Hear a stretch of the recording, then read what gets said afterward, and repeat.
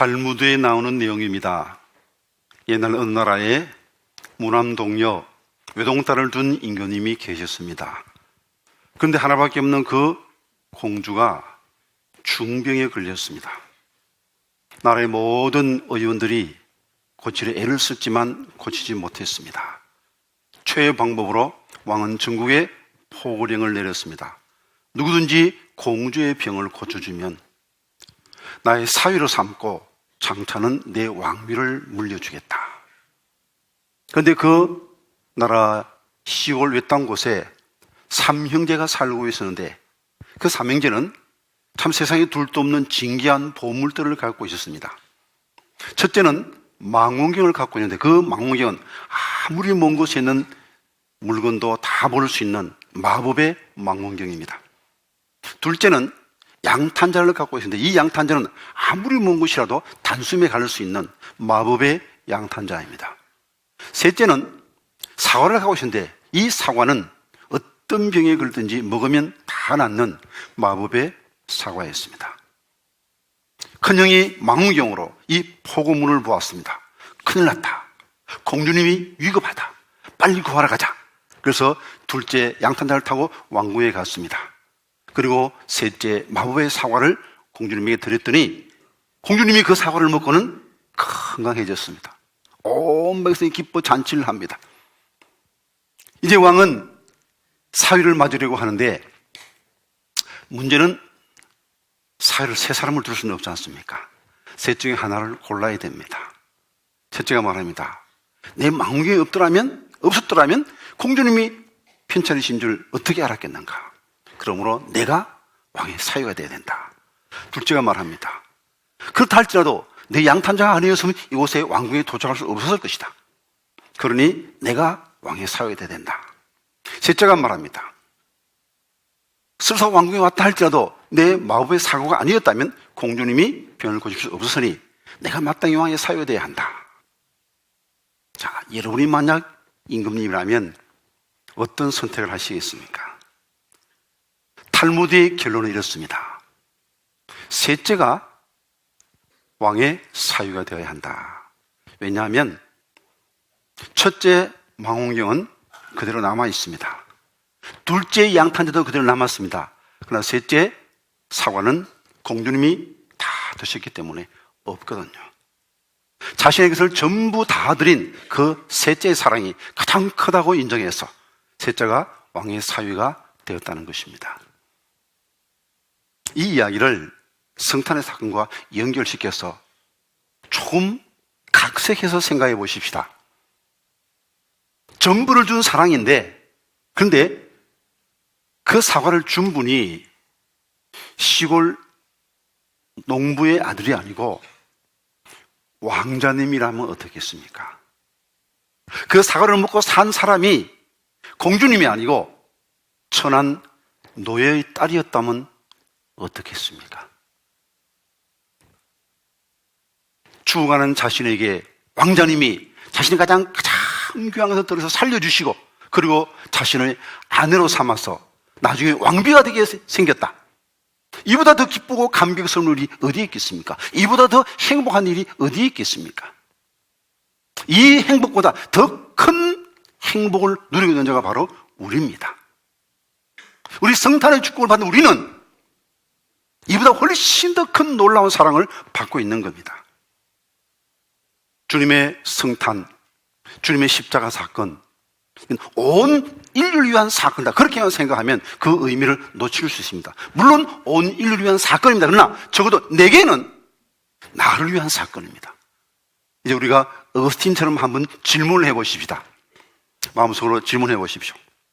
하나님, 만약 이 세상에 아무도 없고 나 하나밖에 없다 할지라도 하나님은 나를 구원하기 위하여 하늘 보좌를 버리시고 이 땅에 오셨겠습니까?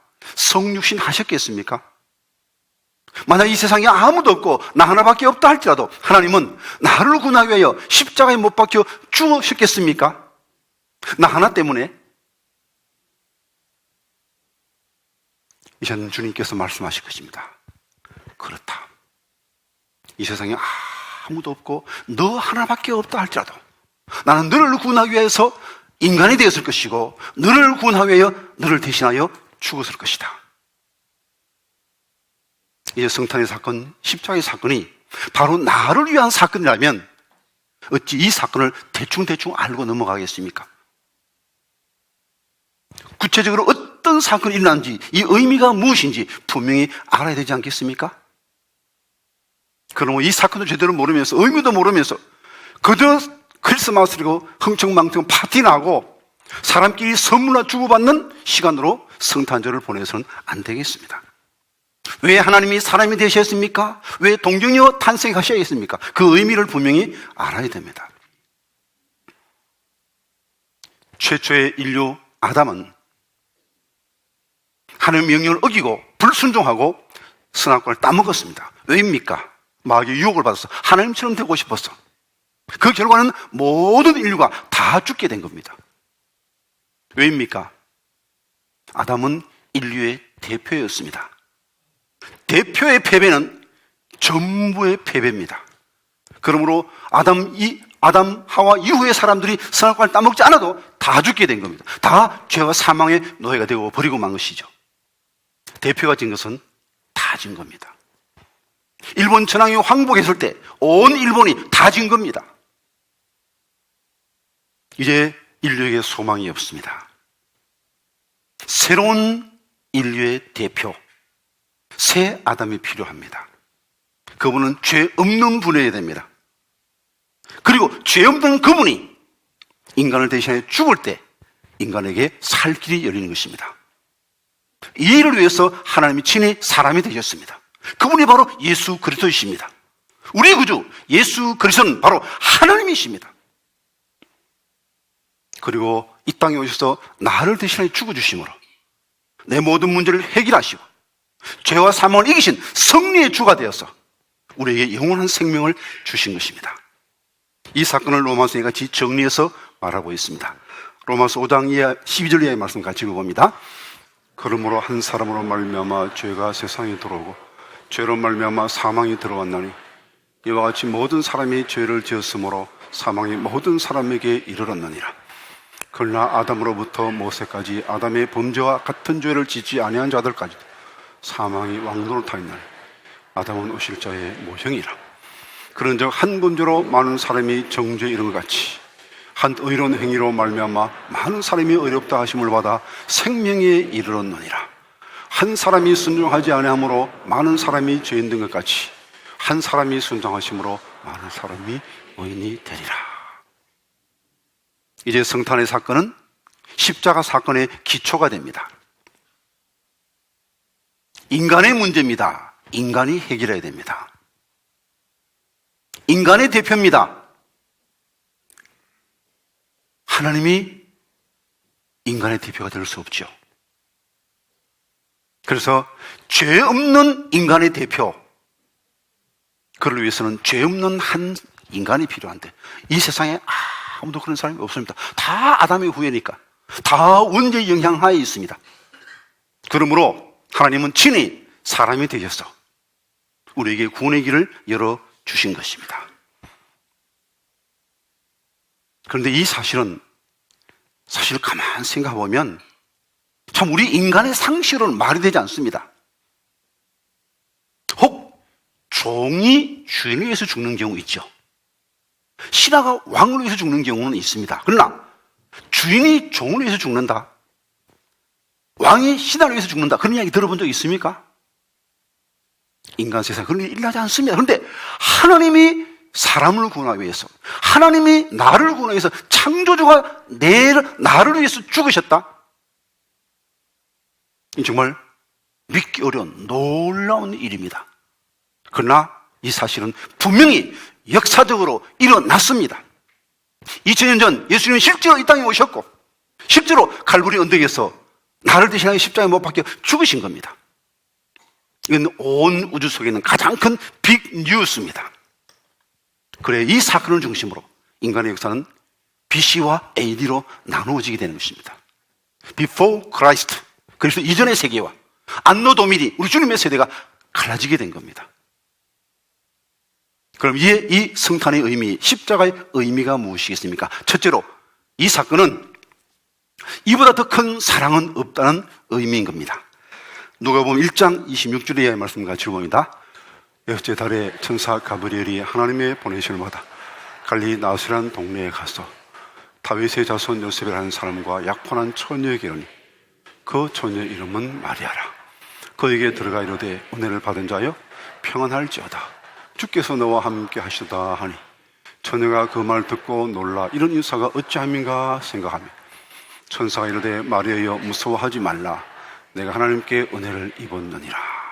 보라 내가 잉태하여 아들을 낳으리니 그 이름을 예수라 하라. 마리아가 천사에게 말하되 나는 남자를 알지 못하니 어찌 이 일이 있으리까. 천사가 대답하여 이르되 성령이 내게 임하시고 지극히 높으시니 능력이 너를 덮으시니 이러므로 나실 바 거룩한 이는 하나님의 아들이라 일컬어지리라. 유대 지방의 결혼은 보통 3단계로 이루어집니다.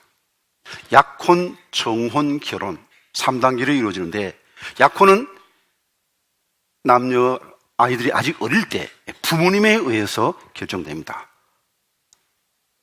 여보의 우리 사돈 합세, 그래서 약혼합니다. 그 다음에 이 자녀들이 장성해서 결혼할 정령이가 되면 이제 본인들의 의사를 묻습니다.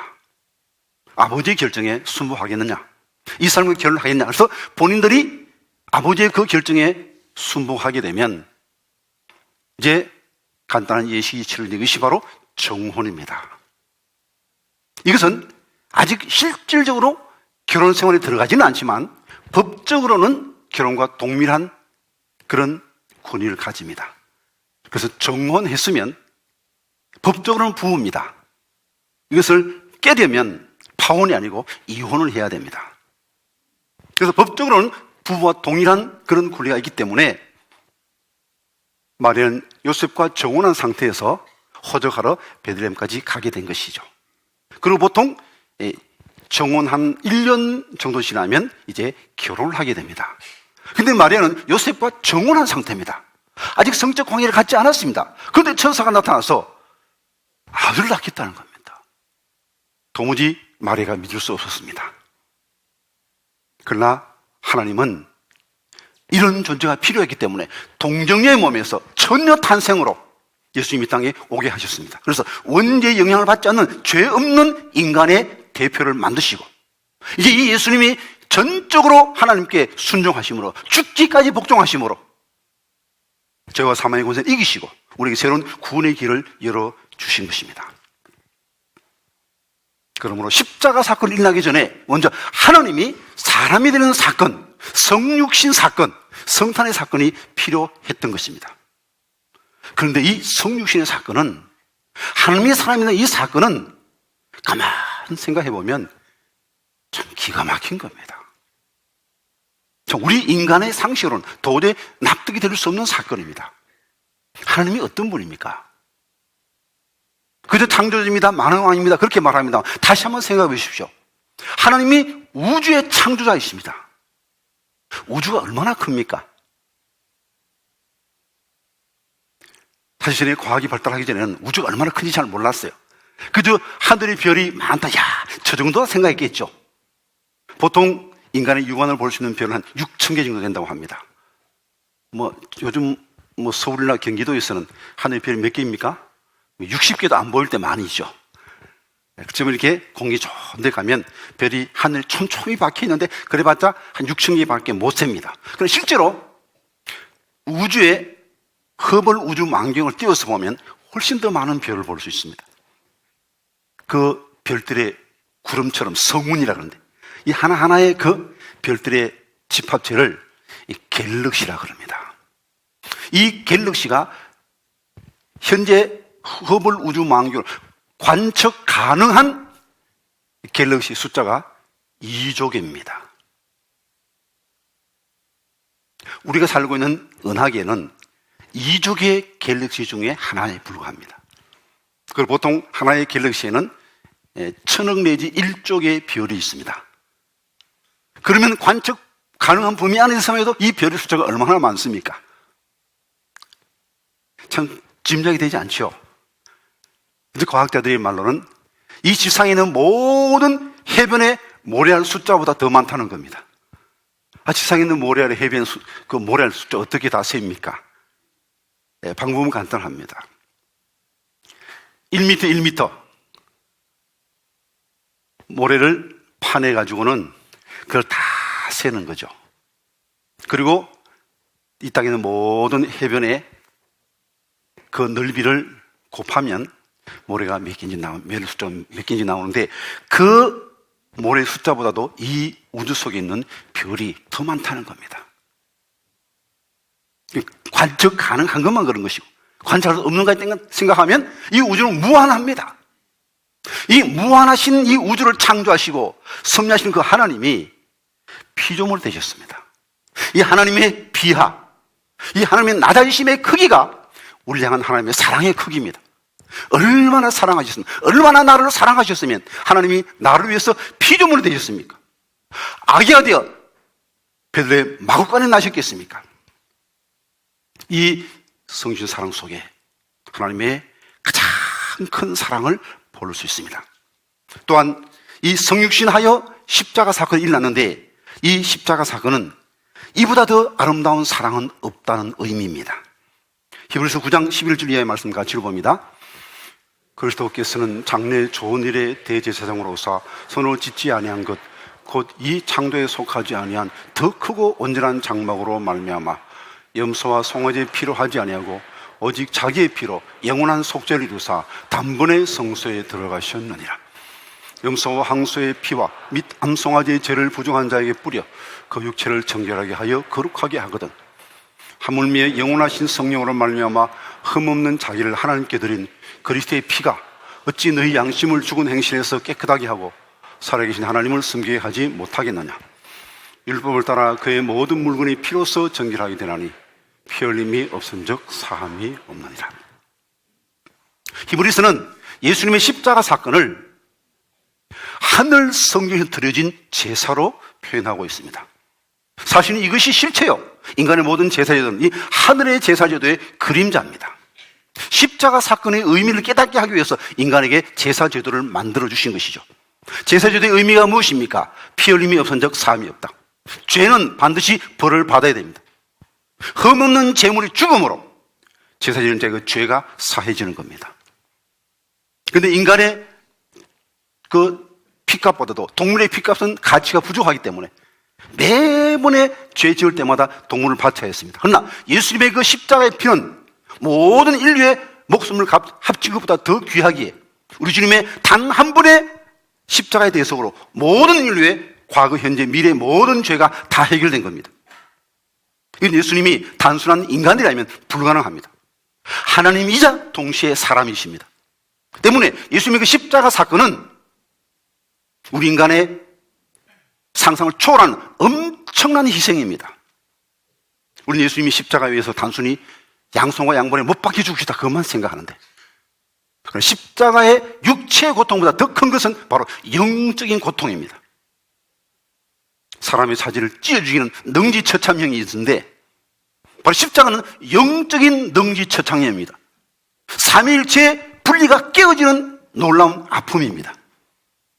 그 주님께서 엘리 엘리 라마 사박다니 나의 하나님 어찌하여 나를 버리셨나이까. 십자가에서 삼위일체의 그 거룩한 연합이 깨어지고 말았습니다.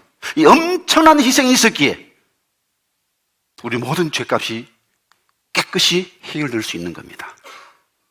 그러므로 예수의 십자가의 희생을 통해서 우리에게 새로운 길이 열린 겁니다. 히브리서 10장 19절의 말씀 같이 읽어봅니다. 그러므로 형제들아 우리가 예수의 피를 힘입어 성소에 들어갈 담력을 얻었나니 이 같은 일을 위하여 휘장 가운데로 열어놓으신 새로운 살 길이요 휘장 곧 그의 육체니라. 이제 우리는 예수 그리스도 만들어 놓으신 그 길 바로 십자가를 통하여 천국에 들어가게 된 겁니다. 하나님의 전부를 드린 사랑, 이보다 더 아름다운 사랑은 이 온 우주 속에 존재하지 않습니다. 그리고 성탄과 십자가의 의미의 세 번째는 이보다 더 완전한 사랑은 없다는 의미입니다. 누가복음 1장 32절 이하의 말씀을 같이 읽어봅니다. 그가 큰 자가 되고 지극히 높으시니 아들이야 일컬어질 것이요 주 하나님께서 그 조상 다윗의 왕위를 그에게 주시리니 영원히 야곱의 집을 왕으로 다스릴 것이며 그 나라가 무궁하리라.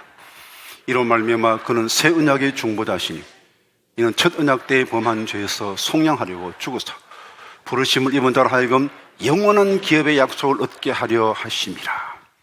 주님은 우리에게 영원한 기업을 약속하셨습니다. 주님이 우리에게 주신 영원한 축복은 단순히 지옥에서 건져받아 천국에 들어간 그것만을 의미하는 것이 아닙니다. 천국에서 하나님의 보좌에 앉게 되는 놀라운 영광을 주시겠다는 것입니다.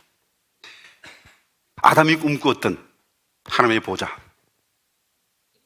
불순종으로 끝나고 버리고 말았지만 이제 예수 그리스도를 나의 구주로 고백하고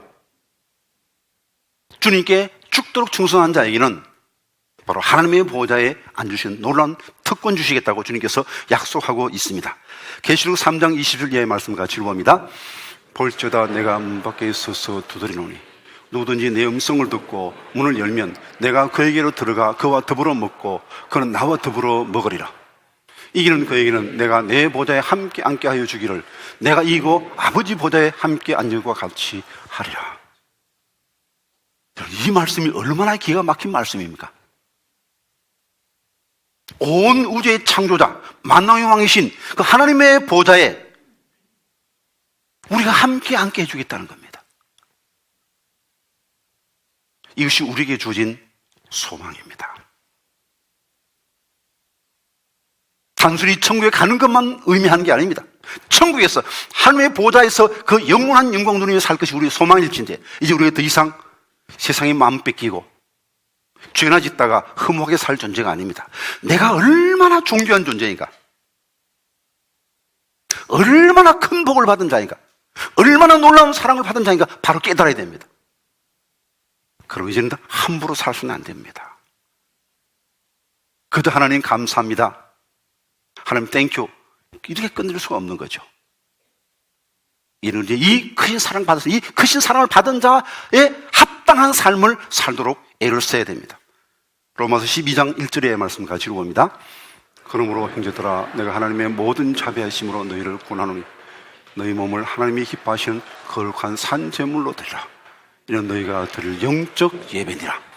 너희는 이 세대를 본받지 말고 오직 마음을 새롭게 함으로 변화를 받아 하나님의 선하시고 기뻐하시고 원하시는 뜻이 무엇인지 분별하도록 하라. 우리는 하나님의 전부를 주는 사랑을 받았습니다. 이제는 우리 전부를 주님께 드려서 주님의 영광을 위해서 살아야 되겠습니다.